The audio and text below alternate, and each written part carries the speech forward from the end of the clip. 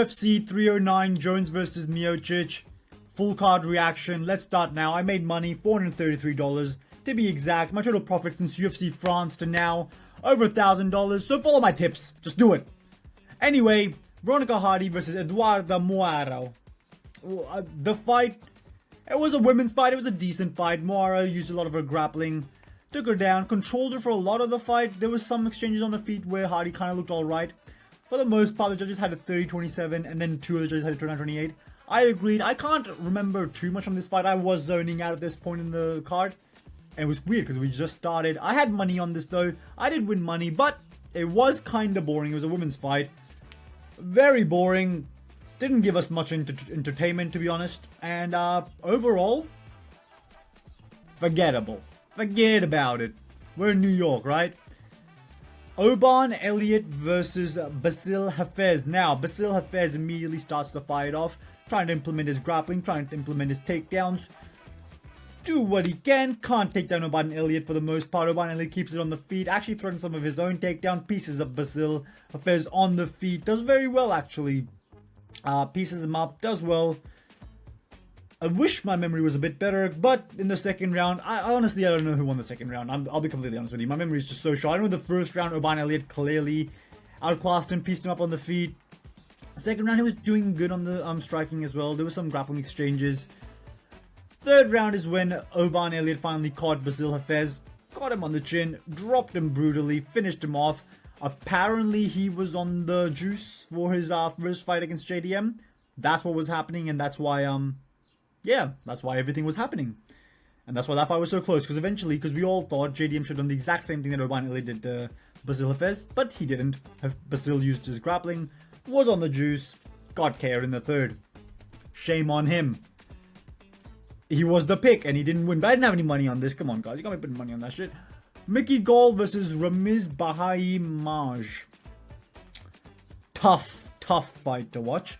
Immediately from the beginning, Gall was looking awkward, like he was using the Nate Diaz style of, let me just quickly turn away, like while I'm trying to get away from my opponent. That looks awkward. It looks like he's really old now. Like I remember him looking young for the CM Punk fight. The CM Punk killer, Gall, didn't look the best in this fight. Eventually got cracked on the chin, dropped brutally dropped. And finished off on the ground. He was looking kind of on the feet, to be honest. In all of the exchanges, he kind of doing the classic, like you can tell he was about to get chinned. Got chinned against Ramiz Brahimaj, who's apparently Jewish. I didn't know that. KOs him, wins. Gall. That's probably the end of your UFC career. He had a good run. Beat CM Punk, but I think somewhere down the line you lost some momentum, lost some hype. I'm guessing it's when the losses started, but bad luck to Gall. Better luck in your future endeavors, my guy. I had you to win. You lost. Shame on you. Jhonata Daniz. Oh my god, I was losing a lot of predictions against Marcin Tybura. You know what? Daniz was actually beating him on the feet. I thought Tybura was it went how you would imagine it to go. Hold up. Yeah, it went how you would imagine it to go with. I did have Tybura initially. I don't know why I changed my pick. Tybura on the feet was getting outclassed. He's a more technical fighter, Tybura is. I thought Daniz, having a kickboxing background, would piece him up, get him with the shots here and there, and just KO him eventually down the line, right? Doesn't get the KO.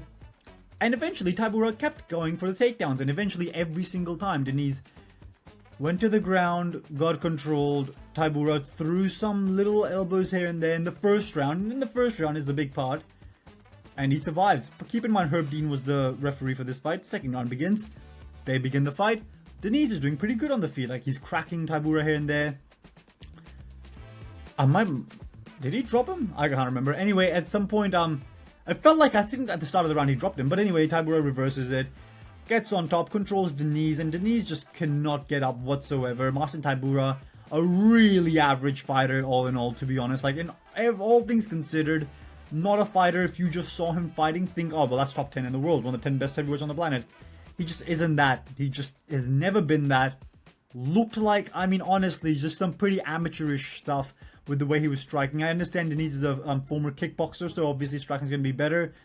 But Marcin Tybura just ain't impressing me whatsoever. Anyway, gets on top of Daniz, drops some massive elbows onto his forehead, busts him up horribly. Both of his eyes are swollen shut. Huge cut on his forehead. He's bleeding out. He's gushing. He's pouring. It's raining. The old man is snoring. But Daniz didn't snore.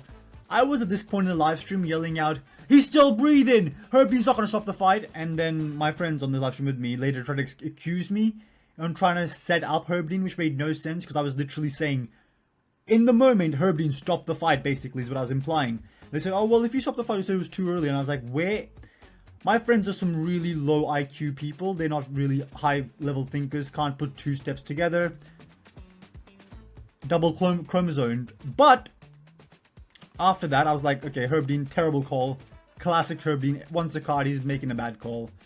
The doctor comes in, stops the fight. It made sense to me, but I was like, okay, Herbdean, like, what are we doing here? Like, come on, just the fights that need to stop, just stop them. So at least like Tybura gets like a cool, yeah, he finished him off, the ref's pulling him off, gets a highlight, walks off, goes to his corner celebrating, as opposed to just waiting for the fight to start, and the doctor comes in and says no, and the crowd starts booing.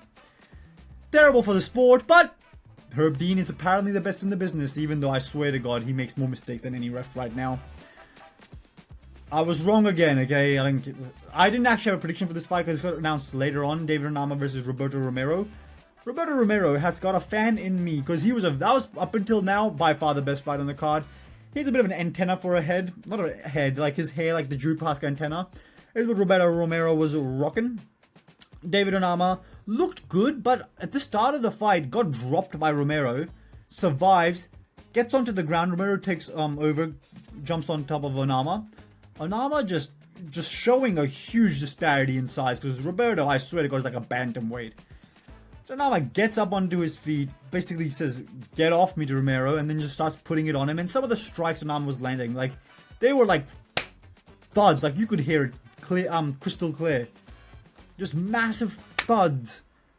And he was hurting him pretty badly, I thought. But like Romero has a crazy chin, kept going forward, got dropped at the end of the first, which makes the first round debatable to who won, because I thought Romero did outstrike him in terms of the volume of strikes. Onama might be a little bit harder strikes, but Romero dropped him first. Onama drops him later. I thought Romero dropping Onama was more significant because I think he did more damage. It looked like a cleaner strike in my opinion. Had some ground control as well, so I thought Romero won the first round, but all three judges had for Onama winning all three rounds. Weird. I thought at least one of them would give to Romero. Didn't. Anyway, second and third round, Onama just put it on him, laid it thick on him. He was in the thick of it, you know what I mean? Bang, bang, boom, boom. Amazing analysis. But no, he was just landing a lot of strikes, left, rights, all over Romero. Romero was a shorter fighter, so he was having to close distance by lunging forward. Onama, more rangy fighter, could keep his distance. And honestly, Romero's strikes, like, I don't think they were doing too much damage. On all honesty, anytime they got into like a close clinch exchange, Onama was just significantly stronger, just pushed him off of him. Just tossed him around, basically, on the feet, though, not on the ground. Until the third round happens, and they're striking. Onama's piecing him up, honestly. Romero's taking a beating, but he's bleeding up. He's bleeding as well. He's taking a beating. Later on, towards the end of the round, Onama ends up on top of Romero onto the ground. There's nothing Romero can do in that situation. Couldn't get up, couldn't do nothing. Onama he's just there, holds him down. The fight ends. Onama clearly wins 2-1. 3-0, debatable. Surprised none of the judges gave it.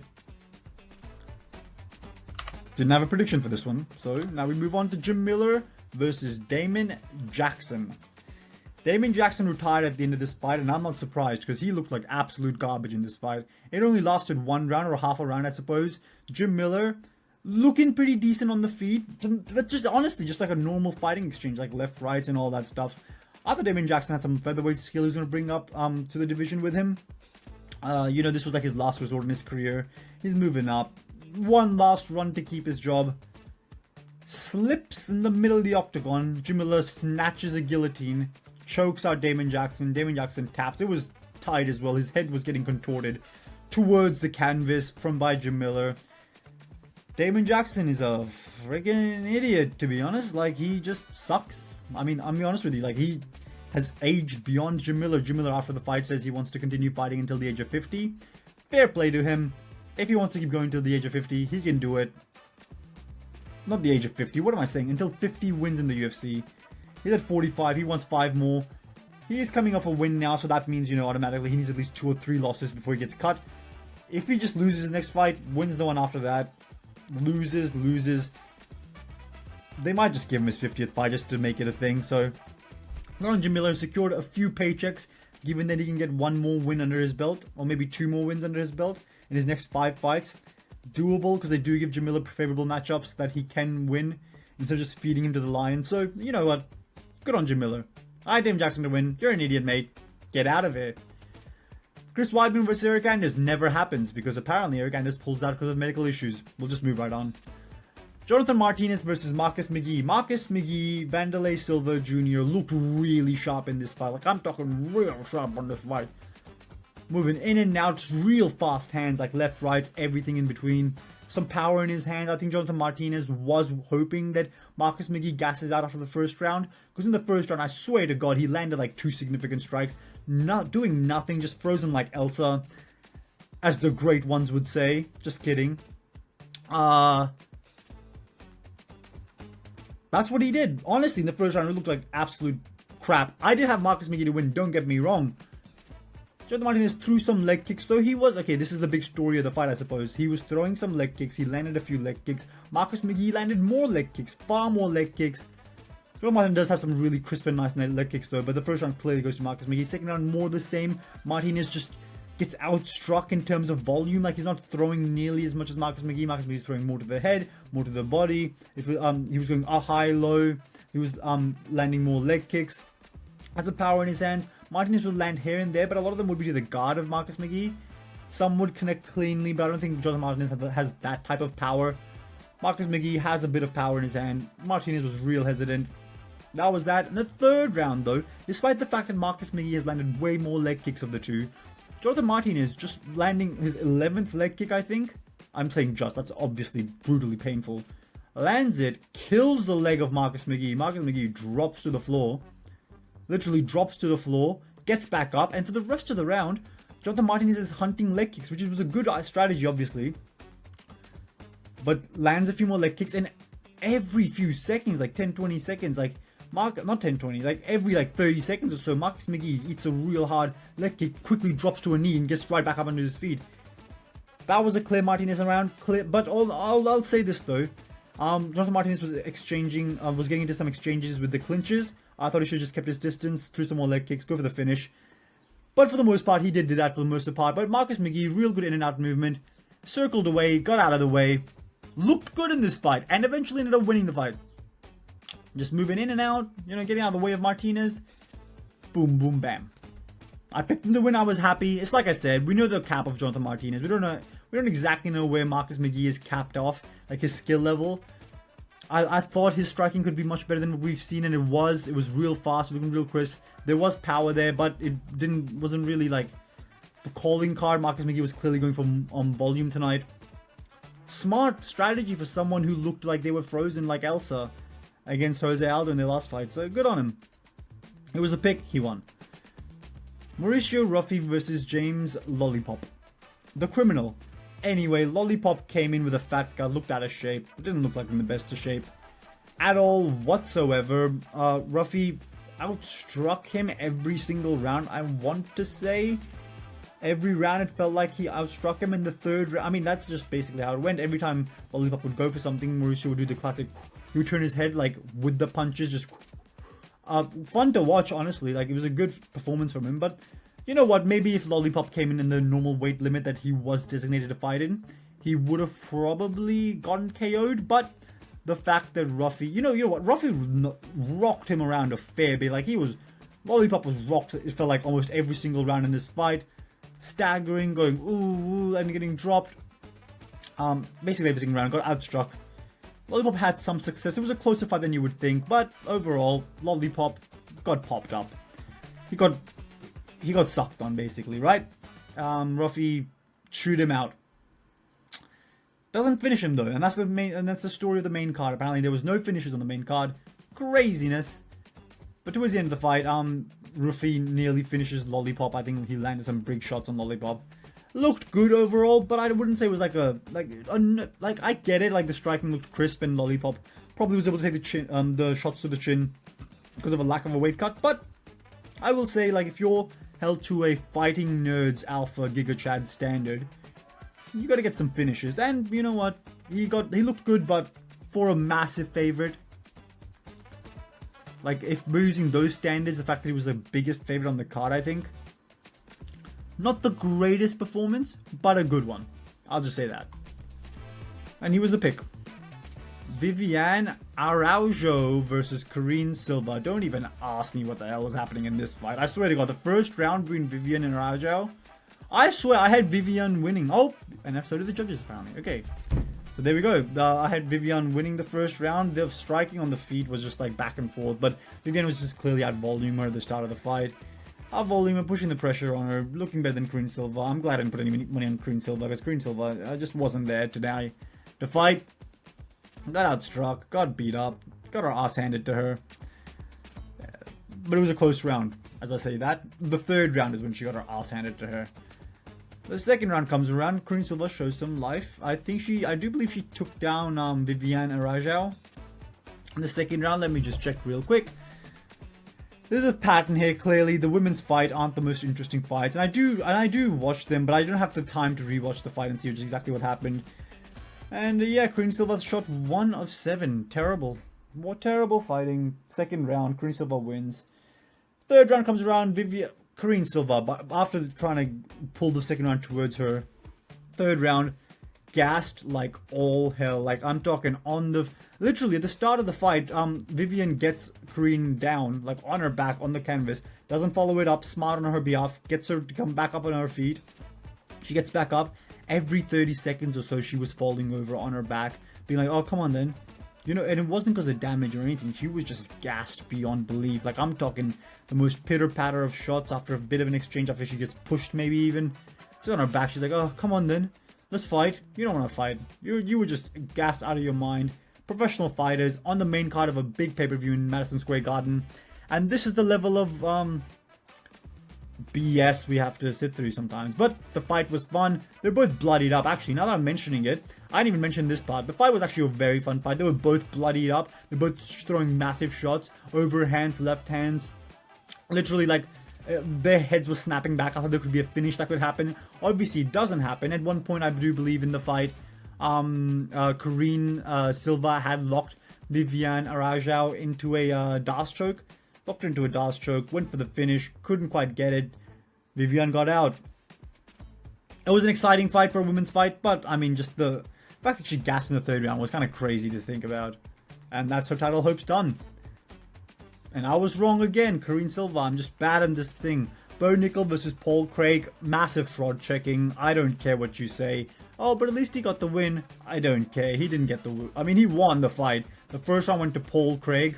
Paul Craig, before the fight, said that he was going to triangle Bo Nickel. Does not go for a single triangle the entire fight. You know why he doesn't go for a single triangle? Because he doesn't get dropped, and Bo Nickel doesn't shoot any takedowns. Bo Nickel keeps it on the feet. Paul Craig looks massive in comparison to Bo Nickel. Bo Nickel is, honestly, the size of Paul Craig, like the fact that he's such a massive reach advantage. He was keeping Bo Nickel on the end of his punches. Bo Nickel couldn't really close the gap that well in the first round. Who eventually closed up a little bit, threw some strikes here and there. Looked okay. No, he didn't look okay though, because Paul Craig's terrible on the feet. Like, in all seriousness, I understand he beat the great Andre Muniz. For majority of fighters that have any aspirations to be anything in this division, he is a free win on the feet. If you tell someone Paul Craig will stay on the feet with you, you have to knock him out, and if you don't knock him out, you lose your purse. Most people will knock him out. Paul Craig, I mean, kinda looked alright, but like the whole thing with Paul Craig though is like, we know the level he's at. It's just a very basic striking game, single punches, no real combinations.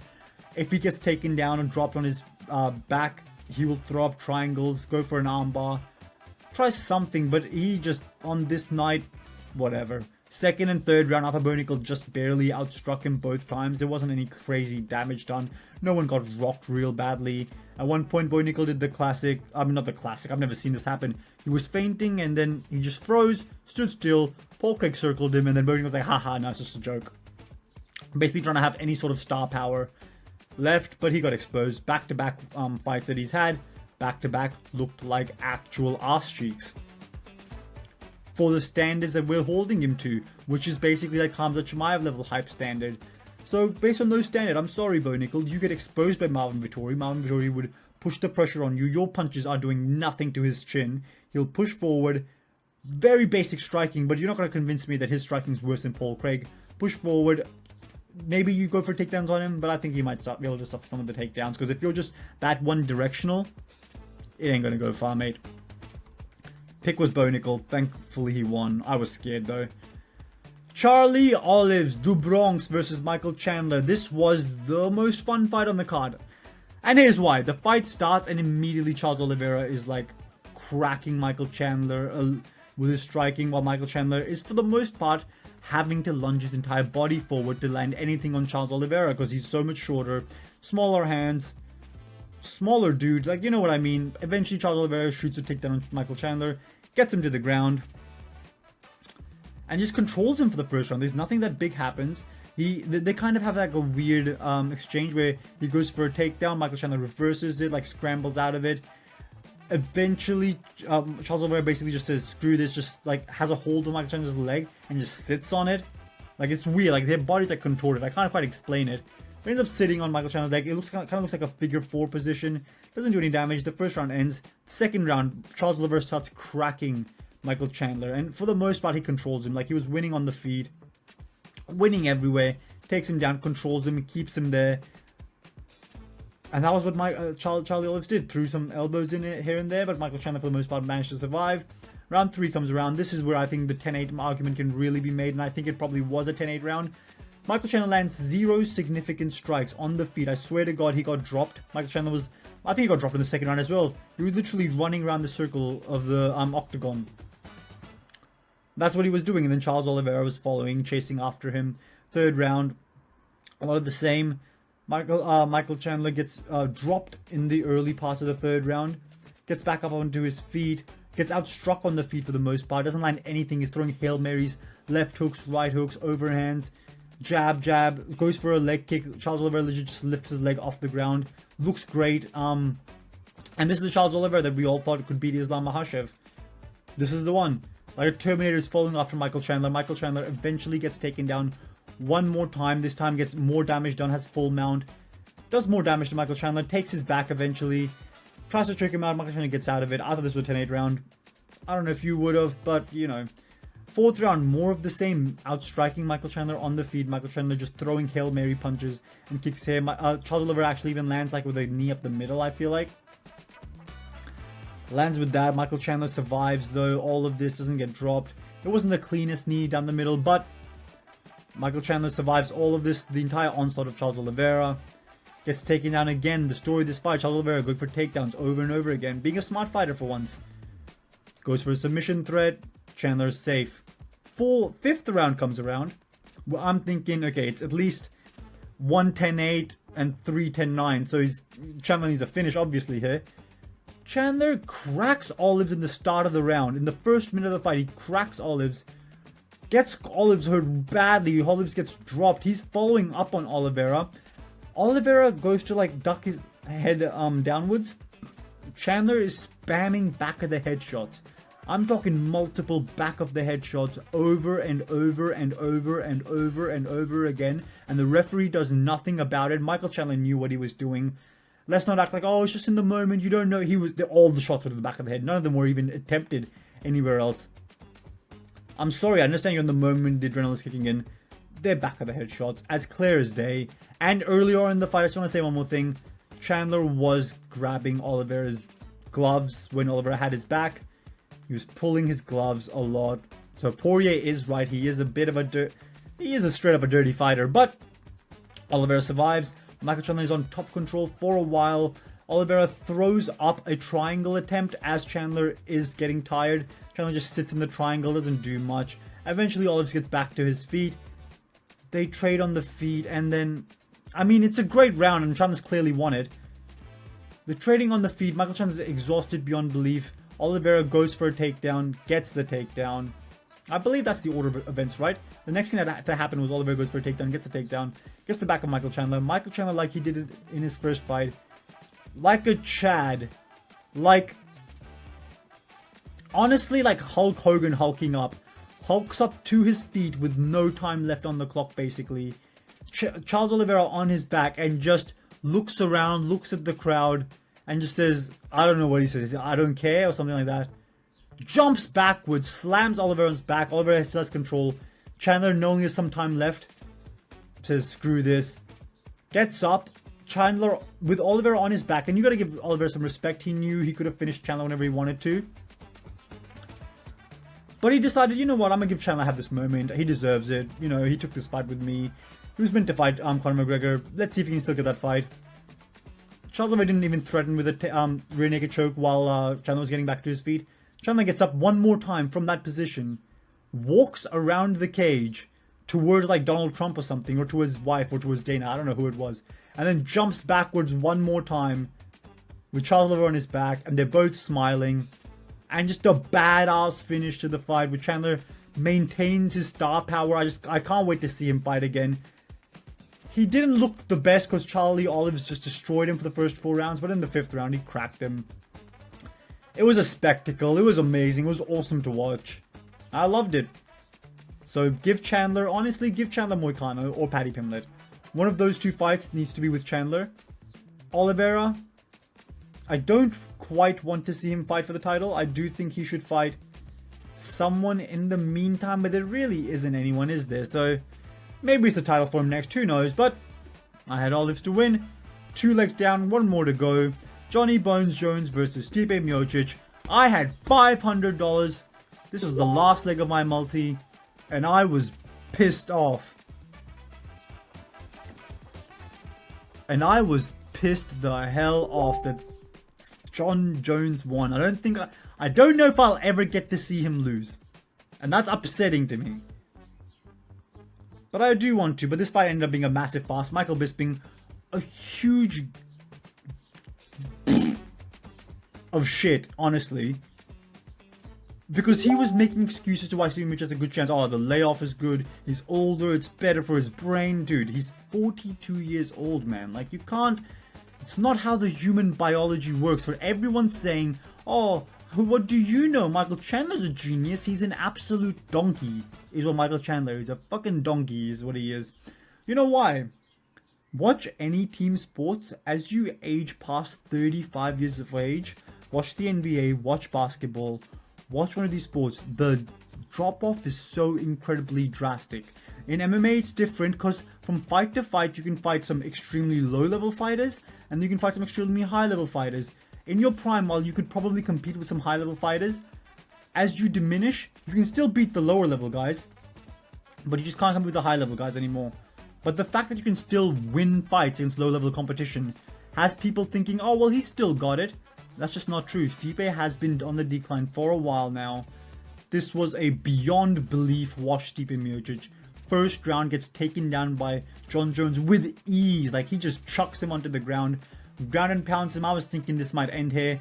It doesn't end here. Whatever. The second round comes around. There's not much to break down here. Honestly, the first round was just basically Jon Jones' domination. And Jon Jones was like throwing TPs to the body. It was really badly hurting Stipe, by the way. He was dropping his hands. But that's what happens when you have a soy 42-year-old body at this stage of the game.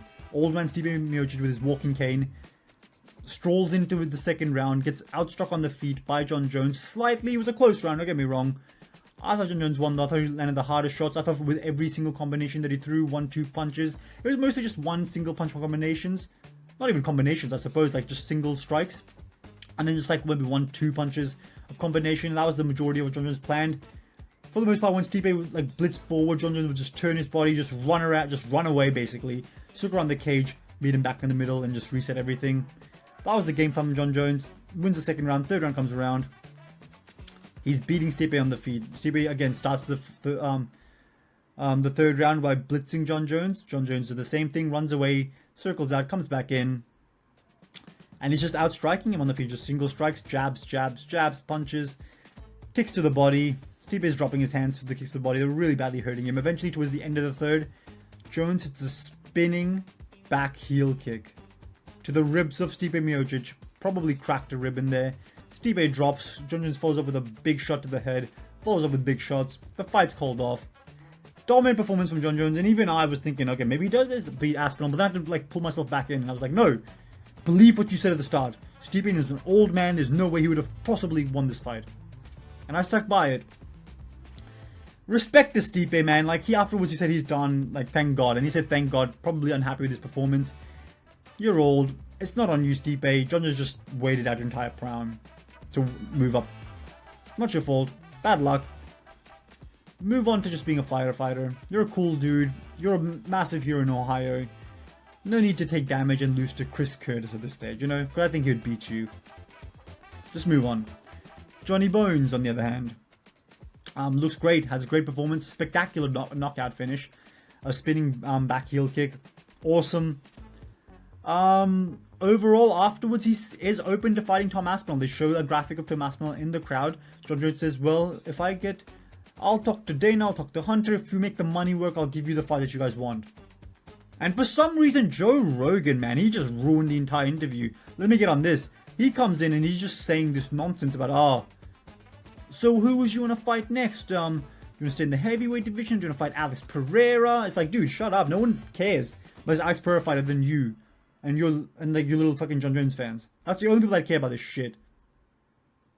Only fight that we want to see as fans is Tom Aspinall. And at worst, like, if we just can't have it, Jon Jones just won't fight him. Dana, resign Ngannou, him versus Jon Jones. Those are the only fights that make sense, in my opinion. Make those fights. Or just Aspinall at least. But yeah, Jones is open to it. But I feel like this is just one of those things where he's like, oh, well, we'll see. We'll talk backstage. And then backstage, Jon Jones is asking for like $20 million, like something super unrealistic to the point where they just wouldn't give it to him. Then afterwards he'd be like, oh well, fine, I'll do prayer for 5, but my asking price is 20 for Aspinall. And it's basically manipulated in a way, the way that it just comes out that they just couldn't reach a consensus on like what the price was and all that nonsense that they do. Anyway, that was the card. A bit of a slow card, I would say, at points, like especially the main card. There was a lot of non-finishes, so the excitement was waning and waning and waning. Then Bo Nickel and Paul Craig just completely kill it. The co-main event gets us back into it. Listen, the main event, it was a good performance. It wasn't a boring fight by any means, but I just was so sad and depressed to watch that shit, man. I was just like, fuck this. Then he got to the finish. It was a spectacular finish. Good on him. I hate Jon Jones. And I don't care about the outside the cage stuff. Like, you know, he's an evil man.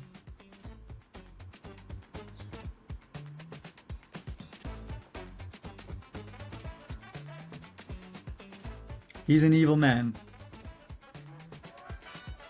But it's just the drug cheats that I care about. I care about the sport aspect of it. I don't care about the personal life aspect of it. Anyway, I just zoned out for a second. Just thinking about the fact that this guy's the heavyweight champion of the world. And then I might go my entire lifespan and never get to see Jon Jones KO'd. Unless Jake Paul Jr. 20 years from now fights him in a boxing cage. Ring. See ya, guys. Like and subscribe. I'm 109 subscribers. Get me 225, guys. Just subscribe. Don't make me wait. Get me more enticed. Bye.